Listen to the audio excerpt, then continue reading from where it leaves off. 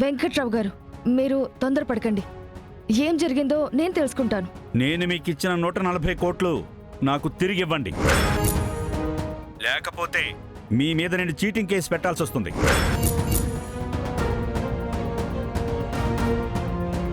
త్వరగా నాకు సెటిల్ చేయండి. హలో వెంకట్రావు గారు,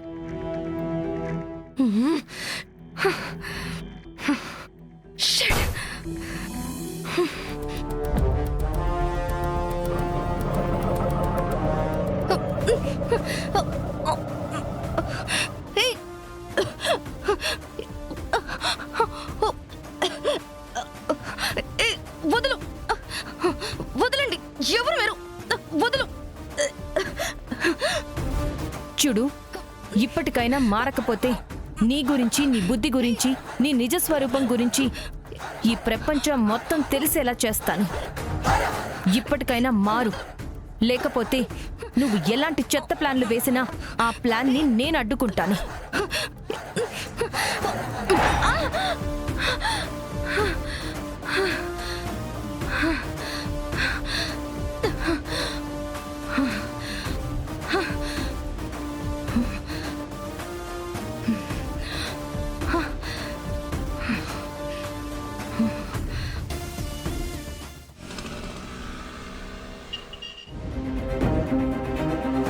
అమ్మా సిరి, ఇప్పటిదాకా ఎక్కడికి వెళ్ళావమ్మా?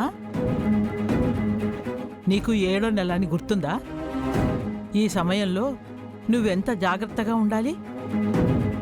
డాక్టర్ ఏమో సమయానుసారంగా నువ్వు టాబ్లెట్లు వేసుకోవాలి అని చెప్పారు. నేను టాబ్లెట్స్ వేసుకుంటున్నాను బామ్మ. ఏంటోనమ్మా, ఏం జరుగుతుందో తెలియట్లేదు. గర్భవతిగా ఉన్న నీ మీద కుట్రలు జరుగుతున్నాయి. నువ్వేమో రాత్రుళ్ళు మెలకుగా ఉండి ఏదేదో చేస్తున్నావు. ఇప్పుడేమో పొద్దుటి నుంచి కనిపించకుండా బయటికి వెళ్ళి ఇప్పుడొస్తున్నావు.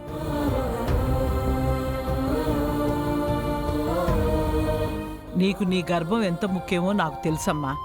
అయినా సరే నువ్వు వేరే పనుల మీద బయటికి వెళ్ళొచ్చావు అంటే అది నీకు ఎంత ముఖ్యమో నేను అర్థం చేసుకోగలనమ్మా.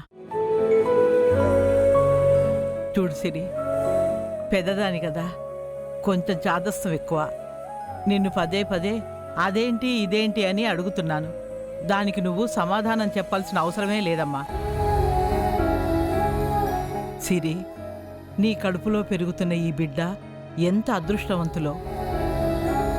ఖచ్చితంగా ఈ బిడ్డ అభిమన్యుళ్లాగా నీ గర్భంలో నుంచి నువ్వు చేస్తున్న ఈ యుద్ధాన్ని చూస్తూ ఉంటాడు.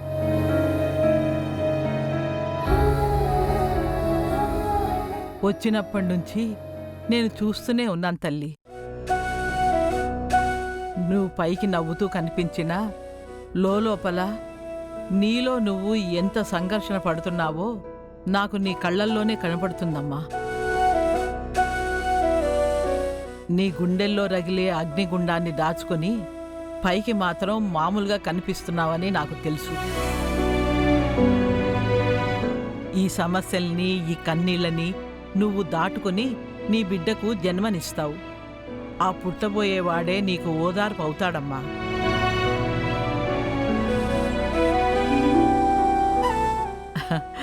సరే సరే, నీకోసం పళ్ళరసం తీసి పెట్టాను. ఒక్క నిమిషం, నేను వెళ్ళి తీసుకొస్తాను.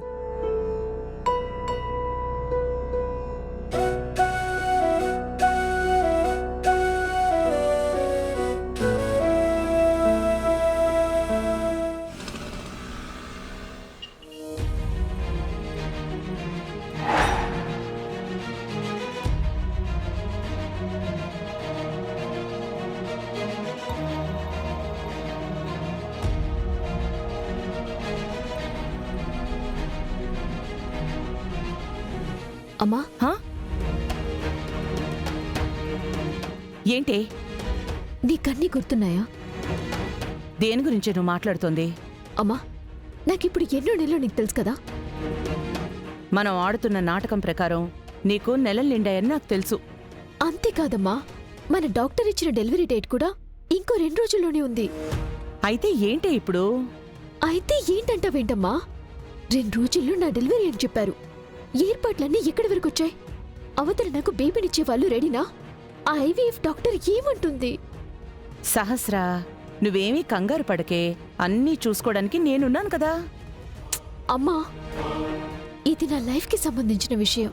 మనం ఆడుతున్న ఈ ప్రెగ్నెన్సీ నాటకం కరెక్ట్గా రక్తి కడితేనే కదా అందరూ నా ప్రెగ్నెన్సీని, నా బిడ్డని నమ్మేది. ఏ మాత్రం తేడా వచ్చినా బావకి నిజం తెలిసిపోతే బావ నాకు దక్కడమ్మా. బావే నా జీవితంలో లేకపోతే నాకు అసలు జీవితమే వద్దమ్మా. సహస్ర, నువ్వు కంగారు పడద్దే, నేనన్ని ఏర్పాట్లు చేస్తున్నాను. నా కూతురి జీవితం కంటే నాకేది ముఖ్యం కాదు. నేను దగ్గరుండి ప్రెగ్నెన్సీ నాటకాన్ని రక్తి కట్టిస్తాను. ఎవరికి ఎలాంటి డౌటు రాకుండా నీకు విహారికి ఒక బిడ్డ కలిగింది అనేలాగా నేను క్రియేట్ చేస్తాను. అందుకోసం నేను అన్ని ఏర్పాట్లు చేసే ఉంచాను. జస్ట్ మనం ఆ రోజు ఆ హాస్పిటల్కి వెళ్తే చాలు. చాలా థ్యాంక్స్ అమ్మా. నువ్వు నా కోసం ఏమైనా చేస్తావని నాకు తెలుసు. కానీ ఎక్కడో చిన్న కంగారంతే. నువ్వేం కంగారు పడకు, ఈ అమ్మ ఉంది. ఈ అమ్మ అన్నీ చూసుకుంటుంది. అలాగే అమ్మా.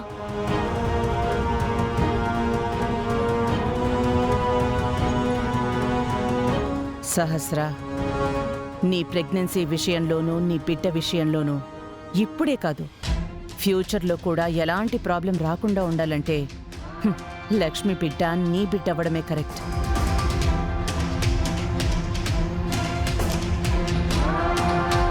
లక్ష్మికిప్పుడు 7వ నెల. నీకిచ్చిన డెలివరీ డేట్ రోజు ఆ లక్ష్మికి ప్రీమెచ్యూర్ డెలివరీ అవ్వాలి అంటే ఈ ఇంజెక్షన్ ఇవ్వాలి. ఈ ఇంజెక్షన్ ఇస్తే ఆ లక్ష్మికి నొప్పులు మొదలవుతాయి.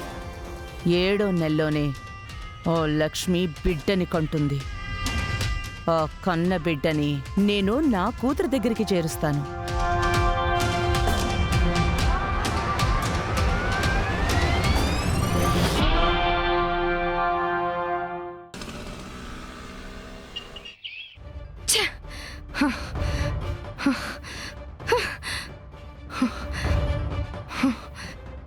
అసలు ఆటోలో వచ్చిందెవరో? నాకే వార్నింగ్ ఇస్తుందా? విహారీ గ్రూప్ ఆఫ్ కంపెనీస్లో విహారీ గారి వాటా 51% ఉంది. మీరే నిర్ణయాలు తీసుకున్నా, ఏం అమ్మాలనుకున్నా, ఏం కొనాలనుకున్నా ఆయన అనుమతి లేకుండా, ఆయన సంతకం లేకుండా మీరేమీ చేయలేరు. నేనింత కష్టపడి ఎన్నో కుట్రలు చేసి ఆ విహారీ గాడిని డమ్మీని చేసి బిజినెస్లన్నీ నా హస్తగతం చేసుకుని చైర్మన్ పదవిని దక్కించుకున్న తర్వాత కూడా ఆ పదవికి విలువ లేదు.